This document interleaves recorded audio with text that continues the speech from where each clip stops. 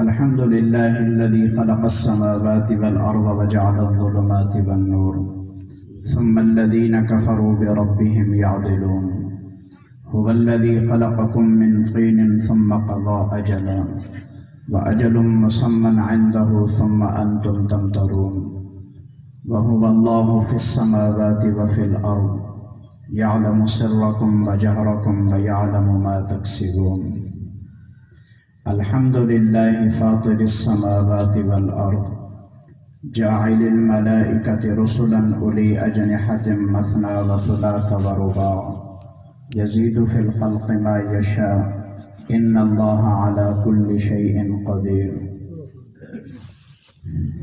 ما يفتح الله للناس من رحمة فلا ممسك لها وما يمسك فلا مرسل له من بعده وهو العزيز الحكيم. والصلاة والسلام على خير خلقه محمد وآله وأصحابه أجمعين. أما بعد، قال الله تبارك وتعالى في كلامه المجيد والفرقان الحميد: فأعوذ بالله من الشيطان الرجيم بسم الله الرحمن الرحيم. إن الذين قالوا ربنا الله ثم استقاموا تتنزل عليهم الملائكة ألا تخافوا ولا تحزنوا وأبشروا بالجنة التي كنتم توعدون. نحن أولياؤكم في الحياة الدنيا وفي الآخرة ولكم فيها ما تشتهي أنفسكم ولكم فيها ما تدعون. وقال رسول الله صلى الله عليه وسلم: ألا إن في الجسد لمضغة إذا صلحت صلح الجسد كله إذا فسدت فسد الجسد كله ألا وهي القلب، أو كما قال النبي عليه الصلاة والسلام. محبت و عقیدت کے ساتھ حضور پاک صلی اللہ علیہ وسلم کی ذات اقدس پر درود پاک. اللہم صل علی سیدنا و مولانا محمد وعلی آل سیدنا و مولانا محمد وبارک وسلم وصلی علیہ. میرے محترم بھائیوں اور دوستوں،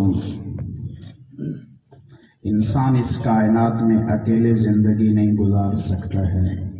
اس کی فطرت میں اللہ نے دوست کا بنانا رکھا ہے، ساتھی کا جوڑنا رکھا ہے. زندگی میں کسی کے ساتھ کے بغیر انسان کا جینا نہایت مشکل ہے. جانور کی زندگی کا نقشہ الگ ہے، جنات کی زندگی کا نقشہ الگ ہے، فرشتوں کے رہن سہن کا نقشہ الگ ہے. انسان کی فطرت میں اللہ نے محبت کے جذبات رکھے ہیں. یہ اپنے آپ کو کسی ساتھی کے بغیر ادھورا سمجھتا ہے. بیوی ساری زندگی اپنے آپ کو شوہر کے بغیر آدھا سمجھتی ہے. شوہر ساری زندگی اپنے آپ کو بیوی کے بغیر آدھا سمجھتا ہے. میرے ایک دوست ہیں، یہ تو وہ کہنے لگے کہ جب میری گھر والی اپنے میکے چلی جائے تو مجھے ایسے لگتا ہے کہ جیسے ہم رنڈوے ہو گئے ہیں.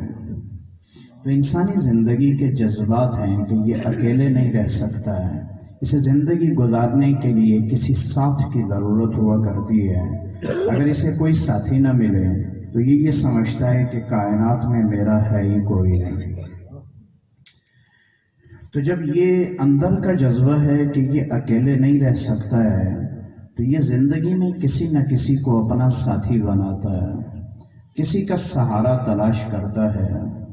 باپ اپنی بچی کا ساتھی تلاش کرتا ہے تو اس کے لیے بہترین رشتہ ڈھونڈتا ہے کہ ایسا خاوند اس کے گھر میں ڈال لوں جس کی وجہ سے اس کی زندگی راحتوں سے بھر جائے. اور بھائی جب اپنی بہن کے لیے جوڑ کا رشتہ تلاش کرتے ہیں تو وہ ایک پورا خاکہ بناتے ہیں کہ ہمارا بہنوئی اس درجے کا ہونا چاہیے. وہ نشے کا عادی نہ ہو، وہ بھکاری نہ ہو، وہ کھانے اور روزگار کے اعتبار سے برسر روزگار آدمی ہو، کوئی فقیر آدمی نہ ہو، بے آسرا نہ ہو، کوئی اس کی چھت ہونی چاہیے، کوئی مکان ہونا چاہیے. تو یہ بھائیوں کا بہن کے لیے تلاش کیا گیا جوڑ ہے، یہ باپ کا بیٹی کے لیے تلاش کیا گیا جوڑ ہے. تو جب ایک باپ اپنی بچی کا جوڑ تلاش کرنے میں اتنی شرطیں لگاتا ہے تو ساری کائنات کو بنانے والا، پھر اس انسان کو بنانے والا، اسے کائنات میں بے آسرا کیسے چھوڑ سکتا ہے؟ بنانے والے نے اسے بنانے کے بعد بے آسرا نہیں چھوڑا ہے، اور اس نے اسے بنایا بھی ہے، پھر اس نے اسے زندگی کا آسرا بھی دیا ہے۔ پھر اس نے زندگی کا آسرا کس کو بنایا ہے؟ اس نے کہا ساری کائنات کے جتنے تمہارے دوست ہیں، کسی نہ کسی درجے پہ ان کی دوستی فیل ہو جاتی ہے۔ تمہیں رات کو نیند نہیں آ رہی، تمہارے دوست کو نیند آ رہی ہے، وہ جتنا بھی تم پہ جان نچھاور کرنے والا ہو، نیند تو سولی پہ بھی آ جایا کرتی ہے۔ وہ جتنا تم پہ جان چھڑکنے والا ہو، تم ہسپتال کی چارپائی پہ کراہ رہے ہو اور اس کی آنکھ نیند سے بھری ہوئی ہے تو تمہارے ساتھ جاگے گا بھی، پھر اسے اونگ بھی آئے گی، ہلکی سی اسے نیند بھی آئے گی، پھر وہ ہڑبڑا کے اٹھ کے بیٹھے گا کہ اوہو میرا دوست جاگ رہا ہے، پریشان ہے، میں کیوں سو رہا ہوں؟ تو یہ جتنا قریبی دوست ہو تو تمہارے کراہنے کے باوجود اسے نیند آ جائے گی۔ اور ایک ذات ہے جو ہماری ساتھی ہے اور وہ کہہ رہی ہے اللہ لا الہ الا ہو الحی القیوم لا تأخذہ سنۃ ولا نوم۔ میرے بندے اگر تم مجھے اپنا ساتھی بنائے گا تو رات کو سوئے گا، میں جاگ کے تجھ پہ پہرا دوں گا، تو خراٹے مارے گا، میری جماعت تیری حفاظت کرے گی، تو راہ چلے گا، میں راہ چلتے ہوئے تجھے گرنے کی کیفیتوں سے بچاؤں گا۔ میرے نبی نے فرمایا کہ جب ایک بچہ ماں کے پیٹ میں پروان چڑھنا شروع کرتا ہے تو یہاں ایک حدیث قدسی ہے۔ حدیث قدسی اسے کہتے ہیں کہ وہ مضمون اللہ کا ہوتا ہے اور زبان اللہ کے نبی کی ہوتی ہے۔ وہ قرآن کے الفاظ نہیں ہوتے پر مضمون سارا اللہ کا ہوتا ہے اور زبان اللہ کے نبی کی استعمال ہو رہی ہوتی ہے، اسے حدیث قدسی کہا جاتا ہے۔ تو آپ حضرات کی برکت سے مجھے بڑے عرصے کے بعد یہ حدیث یاد آئی۔ میرے نبی نے فرمایا کہ اللہ کہتا ہے یا عبدی ما کنت فی الدہر شیئا، میرے بندے کائنات میں تو تیرا نام ہی کوئی نہیں تھا، ملک فلاں، خان فلاں، سردار فلاں، چودھری فلاں، کائنات میں تو تیرا نام ہی کوئی نہیں تھا۔ اردت ان آتی بک، میں نے تجھے دنیا میں لانے کا ارادہ کیا، فجئت بقطرۃ ماء، تو میں پانی کا ایک قطرہ اٹھا کے لایا اور اسے تیرے ماں کے رحم میں لا کے ٹھہرا دیا، اس ایک قطرے پہ میں نے تیری ساری تصویر بنائی ہے۔ ہم ایک مرتبہ ایگریکلچر یونیورسٹی فیصل آباد گئے تو ہمیں ایک ڈاکٹر ملے، میں نے ان سے پوچھا کہ جب بچہ ماں کے پیٹ میں بنیاد پڑتی ہے بچے کی تو اس کے لیے ناپاک منی کے قطرے کی کتنی مقدار چاہیے؟ تو انہوں نے شیشے کی ایک سٹک اٹھائی، اس پہ انہوں نے ناپاک، اور جو ہمارے پرانے زمانے میں سرما لگانے کے لیے سلائی استعمال ہوتی تھی نا پیتل کی، وہ سلائی ان کے پاس رکھی تھی، انہوں نے اس ناپاک قطرے پہ سلائی ایک دفعہ ایسے لگائی، وہ اس سلائی کے کنارے پہ کتنی چکنائی لگی ہوگی، بہت معمولی مقدار میں، تو انہوں نے اس سلائی کی چکنائی کو 3 خشک جگہوں پہ لگایا، ایک جگہ، دوسری جگہ، تیسری جگہ۔ اب تو اس سلائی کے سرے پہ بچا ہی کچھ نہیں ہے، اب انہوں نے اس چوتھی دفعہ اس سلائی کو خالی شیشے پہ لگایا، پھر خوردبین سے ہمیں دکھایا کہ آپ دیکھنا شروع کریں، تو ہم نے دیکھا اتنی معمولی چکنائی میں کروڑوں، ہزاروں، لاکھوں، کروڑوں چھوٹے چھوٹے کیڑے گھوم رہے تھے، پر وہ 3 طرح کے تھے۔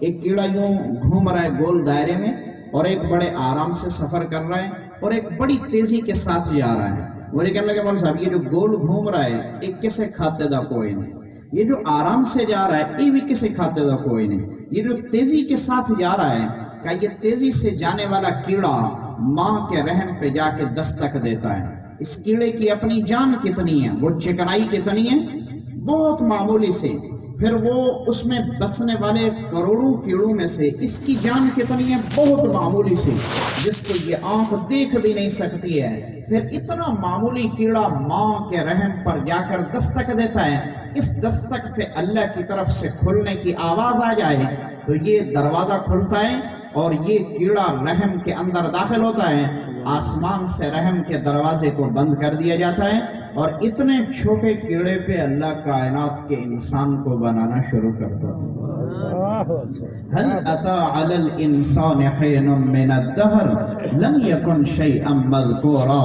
إنا خلقنا الإنسان من نطفة أمشاج نبتليه فجعلناه سميعا بصيرا إنا هديناه السبيل إما شاكرا وإما كفورا. میرا اللہ کہہ رہا ہے میرے بندے تجھے پتہ بھی ہے کائنات میں تو تیرا تصور ہی کوئی نہیں تھا. ایک بٹھے پہ 1,00,000 اینٹ تیار ہوئی ہے پر ایک سانچے پہ رکھ کے بنائی گئی ہے. کہ میرے بندے دھرتی پہ تیرا تو سانچہ ہی کوئی نہیں تھا. ایک انگوٹھے پہ لگی ہوئی لکیروں کا نشان ساری دنیا کے انسانوں کے نشان لگا دو، ایک کے انگوٹھے کی لکیر دوسرے سے نہیں مل سکتی ہے. 2 آنکھوں کے درمیان میں چھپی ہوئی سفیدی کی کیفیت ساری دنیا کے انسانوں کی آنکھوں کو جمع کرو، 2 آنکھوں کے نشان ایک دوسرے سے نہیں مل سکتے.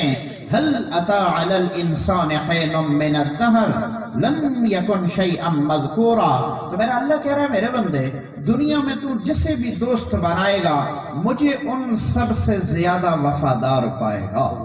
تو میرا اللہ کہہ رہا ہے میرے بندے تو کچھ نہیں تھا، میں نے جب تجھے لانے کا ارادہ کیا فجئت بقطرۃ ماء، میں حدیث قدسی بتا رہا تھا کہ اللہ کہہ رہا ہے میں پانی کا ایک قطرہ لایا، اسے تیرے ماں کے رحم میں ٹھہرایا، اس قطرے پہ میں نے تجھے بنانا شروع کیا.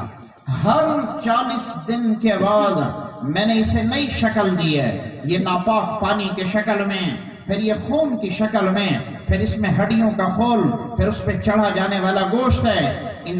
ہر انسان کا دل جب انسان 4 مہینے کا ماں کے پیٹ میں پورا ہوتا ہے تو اس کے دل کی دھڑکن شروع ہو جاتی ہے. ہر انسان کے دل کی عمر اس انسان سے 5 مہینے زیادہ ہوا کرتی ہے. 9 مہینے کی عمر میں بچہ پیدا ہوا ہے، 4 مہینے کی عمر ماں کے پیٹ میں ہوتی ہے، اس کے دل کی دھڑکن شروع ہو جاتی ہے. کہ جب میرے بندے میرا اللہ کہہ رہا ہے میرے بندے حینما کنت فی بطن امک، جب تو اپنی ماں کے پیٹ کے اندر تھا.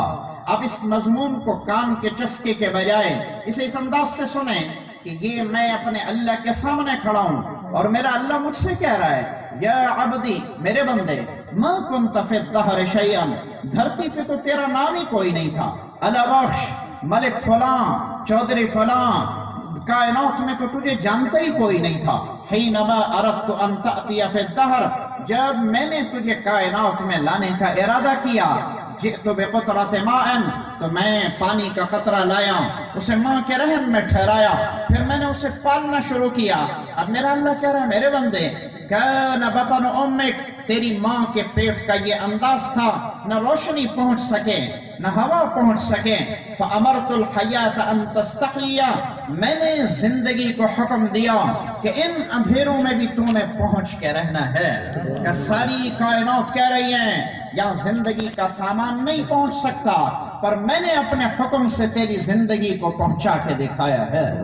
سیدنا علی المرتضیٰ سے کوئی پوچھ رہا ہے علی، اللہ نے علی کو عجب علم نصیب فرمایا ہے. ساری میرے نبی کی سارے صحابہ کی جماعت میں ہر ستارے کی کیفیت الگ الگ ہے. ہر شاگرد میرے نبی کا اپنی ذات میں صفات سے بھرا ہوا ہے. کسی میں اللہ نے سخاوت زیادہ رکھی ہے، ایمان میں سارے برابر ہیں، صفات میں اللہ نے تبدیلیاں لائی ہیں. کوئی صداقت میں سب سے اعلیٰ معیار پہ، اس کا یہ مطلب نہیں ہے کہ باقی سچے نہیں ہیں، پر اس کی سچائی کمال کی ہے.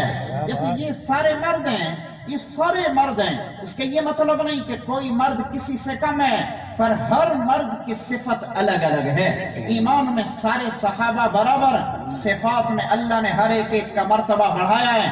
کہ یہ صداقت میں سب سے کمال کا، اس کے فیصلے میں انصاف کمال کا ہے، اس میں حیا کمال کا ہے. اور سیدنا علی المرتضیٰ کا اس جیسا علم صحابہ میں کسی کے پاس نہیں ہے. جتنا بڑا علم اللہ نے سیدنا علی کے سینے پہ اتارا ہے. میرے نبی کی حدیث ہے، ابن شیبہ کی روایت ہے، میرے نبی نے فرمایا حینما تقبضون علما، جب تم کسی علم کے معاملے میں پھنس جاؤ فاسألوا علیا فإنہ یرشدکم، علی سے پوچھنا وہ تمہاری رہنمائی کر جائے گا. تو سیدنا علی سے کوئی پوچھ رہا ہے علی یہ بتائیے کہ ایک بند کمرہ ہو، وہاں پہنچنے کا کوئی راستہ نہ ہو، کیا وہاں بھی انسان کا رزق پہنچ جائے گا؟ حضرت علی نے فرمایا یہ بتاؤ کیا ایسے کمرے میں موت آ سکتی ہے؟ انہوں نے کہا جی موت تو آ سکتی ہے۔ پھر حضرت علی کا فرمان ہے کہ جس کمرے میں مرنے کا سامان پہنچ سکتا ہے وہاں بنانے والا اللہ زندگی کا سامان بھی پہنچا سکتا ہے۔ تو میرا اللہ کہہ رہا ہے اے میرے بندے، میں نے تیری ماں کے پیٹ میں جہاں زندگی کا سامان کوئی نہیں، میں نے زندگی کو حکم دیا تو نے پہنچ کے رہنا ہے۔ وہاں چمڑے کا اندھیرا، پیٹ کی چربی کا اندھیرا، پھر اوجری کا اندھیرا، اس کے درمیان رحم کا اندھیرا، ان اندھیروں کے درمیان میں نے کہا زندہ رہے میرے بندے، کہ میرے حکم پہ تو نے اپنے ماں کے پیٹ میں زندگی کے دن گزارے۔ پھر میرا اللہ کہہ رہا یا عبدی، میرے بندے، اکلت امک، تیری ماں نے وہ بھی کھایا جو تیرے لیے اچھا نہیں تھا، وہ بھی کھایا جو تیرے لیے اچھا تھا، تو جو تیری ماں نے نقصان دہ چیز کھائی میں نے اسے اپنے حکم سے تیری ماں کے پیٹ میں تیری زندگی کے لیے نفع کا سامان بنایا ہے۔ کائنات میں نفع نقصان کی چیزیں مخلوق کے لیے ہیں، اللہ کے لیے نفع نقصان کی ہر چیز برابر ہے۔ یہاں کہا جا رہا ہے آگ جلا دے گی، پانی ڈبو دے گا، چھری کاٹ دے گی، پر کائنات کو بنانے والے نے دکھایا ہے جلتی آگ میں ابراہیم گرا ہے، نہ اس کا بال جلا ہے نہ اس کے کپڑوں کو آگ نے ہاتھ لگایا ہے۔ یہاں کہا جا رہا ہے کہ چھری گردن پہ چلے تو گردن کو اتار دے گی، اور اسماعیل کی گردن پہ چھری کی تیزی اور نبی کی طاقت دکھا کے اللہ بتا رہا ہے کہ جب بچانے والا بچانا چاہے نبی کی طاقت کے ساتھ بھی چھری کو چلنے کی اجازت نہیں دیتا ہے۔ یہاں کہا جا رہا ہے کہ پانی ڈبو کے مار دیا کرتا ہے، پر سیدنا موسیٰ کو اس کے لشکروں کے ساتھ کھڑے پانی کے پہاڑوں کے درمیان سے گزار کے بتا رہا ہے جب میں زندہ رکھنا چاہوں تو چلتے پانی کو پہاڑ کے نقشے میں بدل کے دکھا سکتا ہوں۔ یہاں کہا جا رہا ہے کہ جو چیز مچھلی کے حلق سے گزری ہے اسے مرا ہوا سمجھو، پر وہ کائنات کو بنانے والا یونس کو مچھلی کے پیٹ میں ڈال کے 40 دن تک اسے سمندر کی تہ میں سفر کروا کے یہاں تو آبدوز 125 سال پہلے بنی ہے، 125 سال ہوئے آبدوز کو بنے ہوئے کہ آبدوز پانی کے درمیان سفر کرتی ہے، اس کے اندر بیٹھنے والا زندہ رہتا ہے، اسے تکلیف نہیں ہوتی ہے۔ پر آج سے 3000 سال پیچھے چلے جاؤ، ایک مچھلی ہے اس کے پیٹ میں اللہ نے اپنے ایک بندے کو اتارا ہے اور اس نے سارے سمندر کو کھنگالا ہے، اور اس بندے کو اللہ نے زندہ جاوید رکھ کے بتایا ہے زندگی پانی کے ڈبو دینے سے نہیں، زندگی بچانے والے کے بچا دینے پہ ہوا کرتی ہے۔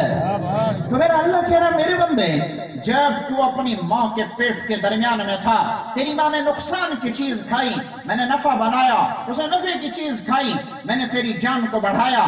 پھر ایک بول اور بھی ہے کہ یا عبدی میرے بندے، کان فی بطن امک الرفس، تیری ماں کے پیٹ میں گندگی کا ایک پورا نظام تھا، وہاں پاخانہ بھی ہے، وہاں خون بھی ہے، وہاں پیشاب بھی ہے، تو ان تینوں کے درمیان میں رہ رہا ہے، تو میں نے ارادہ کیا کہ ان چیزوں کی بدبو میرے بندے کو پریشان نہ کرے، فجئت برداء بین انفک بطن امک، میں ایک پردہ کھینچ کے لایا جو تیرے ناک اور گندگی کے درمیان میں نے لا کے کھڑا کر دیا، تیرے قریب میں پڑی گندگی میں نے تجھ تک نہیں پہنچنے دی ہے۔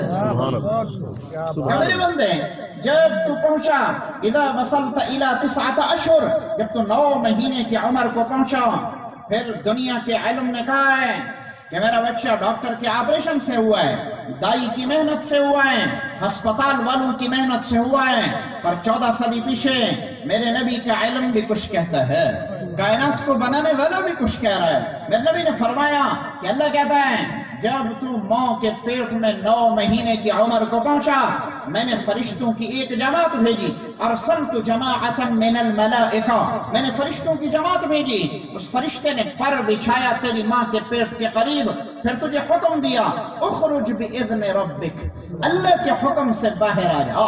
میرے نبی نے فرمایا میرا اللہ کہہ رہا ہے لو کنت ما آذنت، اگر میں تجھے نکلنے کی اجازت نہ دیتا تو کتنے بچے ماؤں کے پیٹ سے مرے پیدا ہوئے ہیں، میں نے تجھے نکلنے کا حکم دیا، اللہ کے حکم پہ بچہ نکل کے باہر آیا، یہ فرشتے کے پروں پہ آیا ہے، جب یہ باہر آیا ہے تو میرا اللہ کہہ رہا میرے بندے ما کان لک الاسنان فتأکل، تیرے دانت نہیں تھے کہ تو کھا سکتا، تیرے ہاتھوں میں ہمت نہیں کہ تو پکڑ سکے، تیری ٹانگوں میں جان نہیں کہ تو اپنی چاہت کی چیز کی طرف چل سکے.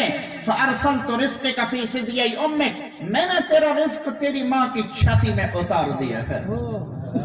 یہاں دماغ کی طاقت کے لیے اخروٹ کھلائے جاتے ہیں. اللہ نے جو میوہ جس شکل میں پیدا کیا ہے، سائنس کہتی ہے کہ وہ چیز اسی چیز کو فائدہ دیتی ہے. بادام کی شکل آنکھ سے ملتی ہے، اخروٹ کے اندر کے گودے کی شکل دماغ سے ملتی ہے. کہ بادام کھانے سے آنکھ کو طاقت ملتی ہے، اخروٹ کھانے سے دماغ کو جان ملتی ہے. اور دودھ کی شکل ہڈیوں کی سفیدی سے ملتی ہے، دودھ پینے سے ہڈیوں میں جان آتی ہے. میرا اللہ کہہ رہا میرے بندے، نہ تو بادام چبا سکتا ہے، نہ تو اخروٹ کھا سکتا ہے. میں نے ایک دودھ میں بادام کی طاقت بھی رکھی، اخروٹ کی طاقت بھی رکھی، ہڈیوں کی جان بھی رکھی، بھوک کا مٹانا بھی رکھا ہے. ہم رات کو کھانا کھانے کے عادی ہیں، ہمیں 3 کلو دودھ بھی پلا دیا جائے، ہمارا دماغ کہتا ہے روٹی نہیں کھادی میں بھوکا ستا پہ، روٹی نہیں کھادی میں بھوکا ستا. ایک دودھ کے قطرے پہ میرے بندے میں نے تجھے پالنا شروع کیا. اس دودھ نے بادام کی جان بھی لائی، وہ اخروٹ کی صفات بھی لایا، وہ بھوک کے مٹانے کی صفت بھی لایا. اب میرا اللہ کہہ رہا ہے میرے بندے فَجِئْتُ بِقُوَّةٍ فِي رِجْلَيْكَ، میں نے تیری ٹانگوں کی طاقت کو بڑھانا شروع کیا، تیرے جسم کو نکھارنا شروع کیا. اگلے بول سینے پہ ہاتھ رکھ کے سننے کی ضرورت ہے. یہ میری بات نہیں ہے. اگر یہ میری بات ہے اسے لپیٹ کے دیوار پہ مار دیں. اگر یہ آپ کے حبیب کی بات ہے اسے سینے پہ لکھنے کی کوشش کریں. یہ حدیث میں نے اپنے شیخ حق نواز سے پڑھی ہے. میرے شیخ حق نواز نے یہ حدیث مولانا محمد علی سے پڑھی ہے. محمد علی نے یہ حدیث حسین احمد سے پڑھی ہے. حسین احمد نے یہ حدیث محمود الحسن سے پڑھی. محمود الحسن نے یہ حدیث اپنے شیخ محمود سے پڑھی. محمود نے یہ حدیث شیخ طاہر سے پڑھی. شیخ طاہر نے یہ حدیث شاہ رفیع اللہ سے پڑھی. شاہ رفیع اللہ نے یہ حدیث شاہ ولی اللہ سے پڑھی. شاہ ولی اللہ نے یہ حدیث امت اللہ سے پڑھی. امت اللہ نے یہ حدیث ابو درعہ سے پڑھی. ابو درعہ نے یہ حدیث ابراہیم نخعی سے پڑھی. ابراہیم نخعی نے یہ روایت عبداللہ بن مسعود سے سنی. عبداللہ بن مسعود نے میرے نبی کی زبان سے سنے تھے. اگر یہ میرا مضمون ہے اسے دیوار پہ پھینکو. اگر تمہارے نبی کی بات ہے اور پھر اللہ کی کہی ہے تو اسے سینے پہ لکھنے کی کوشش کرو. میرا اللہ کہہ رہا ہے میرے بندے میں نے دودھ پہ تجھے پالنا شروع کیا، پھر تیرے ہاتھ میں پکڑنے کی جان آئی، تیرے منہ میں زبان کو بولنا آیا، تیری آنکھ میں دیکھنے کی سکت، تیرے قدموں میں چلنے کی طاقت. کہ میرے بندے تجھ پہ جوانی آتی گئی تو میدان میں چلتا گیا. حینما وصلت الی الشباب، میرے بندے جب تو بھری جوانی کی عمر کو پہنچا، جب تو بھری جوانی کی عمر کو پہنچا، فخالفتنی، تو تم میرے ہی مقابلے میں کھڑا ہو گیا، پھر تم نے میرے ہی حکموں کو لتاڑنا شروع کر دیا، پھر تو میری مسجد کا باغی بنا ہے، پھر تو نے میری مخلوق کو بے عزت کیا ہے، پھر تو نے میری مخلوق کی عزت پہ ہاتھ ڈالا ہے، پھر تو نے میری مخلوق کا مال دبایا ہے، پھر تو نے میری بندی پہ ہاتھ اٹھائے، پھر تو نے میری دی بہنوں کے جو تمہاری رشتہ داری میں نے بہنیں دی ہیں، میری دی ہوئی بہنوں کی وراثت کے حق دبائیں، پھر تو نے میرے بنائے ہوئے باپ پہ ہاتھ اٹھائیں، پھر تو نے میری طرف سے بنائی ہوئی ماں کو سرے بازار بے عزت کیا ہے، پھر تو نے میری دی ہوئی رشتہ داریوں سے تعلق توڑے ہیں، پھر تو نے میرے دیے ہوئے مال کو میری نافرمانیوں میں لگایا ہے. هل هذا جزاء الاحسان، کیا کسی کی نیکی کا یہی صلہ ہوا کرتا ہے؟